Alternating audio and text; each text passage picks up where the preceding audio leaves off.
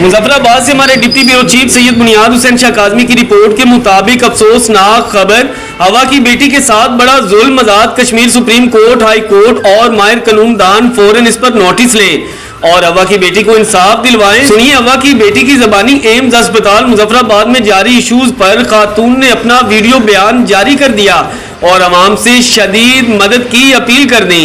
अस्सलाम वालेकुम, मैं सैयद आयमन नकवी, डॉक्टर ऑफ सैयद अली अहमद शाह। मैं आज मीडिया के सामने और इस कैमरा के सामने इसलिए आई हूँ कि मैं अपने इंसाफ की अपील कर सकूँ, शायद मुझे इंसाफ मिल सके। आज से 1.5 साल पहले मैं एम्स हॉस्पिटल मुजफ्फराबाद में जॉब करती थी कॉन्ट्रैक्ट बेस पे। उससे पहले मैं CCU में थी। मेरे बाबा मुझे लेके गए सजाद नामी शख्स, सजाद नकवी जो नामी शख्स है, उसके पास कि ये हमारी फैमिली का बंदा है।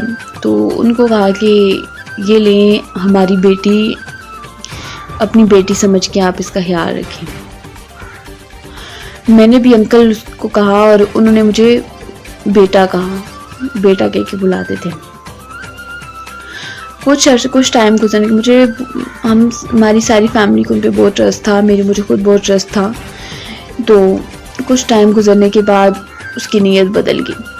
जैसे ही मुझे ये बात पता चलती है तो मैंने जॉब छोड़ दी, अपनी सरकारी नौकरी छोड़ी। लेकिन उस आदमी ने मेरा पीछा नहीं छोड़ा। उसने एक जाली निकाहनामा बना के मेरे घर में भेजा है और कहा कि ये मेरी बीवी है। कहीं जिरगे लगे, बहुत कुछ हुआ। मेरी मामा बाबा ने बहुत लोगों से बात की लेकिन किसी ने हमारी बात नहीं सुनी, किसी ने भी नहीं सुनी। ना हमारे रिश्तेदारों में से किसी बड़े ने सुनी, ना किसी और ने। बस यही कहा कि बेटी का मामला है तो चुप कर जाएं, वो चुप हो जाएगा। लेकिन वो चुप होने वाला नहीं था। उसने पूरा 1.5 साल गुजरने के बाद भी मैं इतनी टॉर्चर हुई हूँ कि आप लोग सोच भी नहीं सकते कि मेरे ये रातें कैसे गुजरी हैं। लेकिन मैंने कहा चलें, बुरा टाइम भी गुजर जाएगा। लेकिन 1.5 साल गुजरने के बाद भी नहीं गुजरा, नहीं हालात कुछ बेहतर हुए।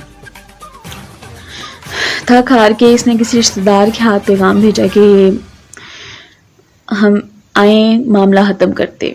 जैसे ही हम गए, इसने मुझे हरासा करने की कोशिश की एम्स हॉस्पिटल में। इसने मुझे हरासा किया और सारे लोगों के सामने यह कहा कि ये मेरी बीवी है। मैंने अपना तहफ़्फ़ुज़ करते हुए उसको जूतों से मारा, लेकिन फिर भी कोई हल नहीं हुआ। मैं इसके खिलाफ एप्लीकेशन लेके पुलिस में गई, लेकिन पुलिस ने भी कोई साथ नहीं दिया। कोई कुछ भी नहीं करता इस मामले में। सारे लोग उसके साथ मिले हुए, हर कोई, वो फैमिली हो, पुलिस हो, औहदेदारान हो, हॉस्पिटल की इंतजामिया हो या जो भी हो, हर कोई उसके साथ मिला। मेरे पास और कोई हल नहीं है अब इसका। और उसके बाद जब उस पहले निकाहनामे की कहा कि ये इसने दिया है तो उसने कहा, वो मुकर गया कि मैंने नहीं दिया। और उसके अलावा एक और जाली निकाहनामा बना के ले आए। क्या निकाहनामा बनाना इतना आसान है? क्या रोज माँ बेटियों के साथ ऐसा ही होता रहे? चले ठीक है, मैं तो गुजार लूंगी जैसे भी जिंदगी है। मेरे पास खुदकुशी करने के अलावा कोई हल नहीं है, क्योंकि ये सारी मुश्किलें मुझे ऐसा लगता है कि मेरे नसीब में थी। लेकिन वो तंग आ गई जिंदगी से। मैं खुदकुशी कर लूंगी और इसके जिम्मेदार सिर्फ पुलिस होगी, जितने भी औहदेदारान हैं वो होंगे, जिनके पास हम गए,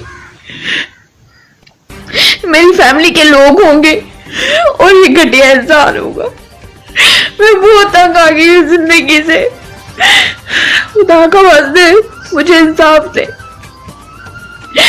क्या कोई भी कल को आके जाली निकाहनामा बना के किसी भी लड़की को ले जाएगा अपने साथ? कब तक होता रहेगा ये कुछ? मुझे इंसाफ चाहिए।